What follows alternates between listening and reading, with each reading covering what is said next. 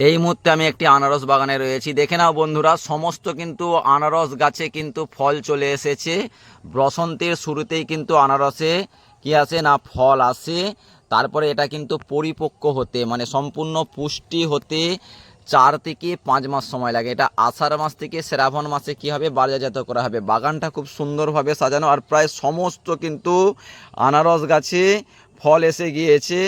আর আনারস বাগানের মধ্যে মাঝে মধ্যে কলা গাছ রয়েছে, তার কারণ হচ্ছে আনারস সমস্ত বাগান বা সমস্ত আনারসই প্রখর রোদ সহ্য করতে পারে না, তাই ছায়া প্রদান করার জন্যে কলা গাছগুলো লাগানো হয়েছে। আর আনারস কিন্তু খুব সুন্দর আমাদের একটি সুস্বাদু ফল। আনারস খেলে আমাদের শরীরের কিন্তু টক্সিন বাইর হতে সাহায্য করে। আপনারা আনারস খান, ভালো থাকবেন, সুস্থ থাকবেন। আর এই দেখে নাও, এই হচ্ছে একটি আনারস বাগানের সুদৃশ্য চিত্র। আবার কোনো দেখা হবে পরের ভিডিওতে।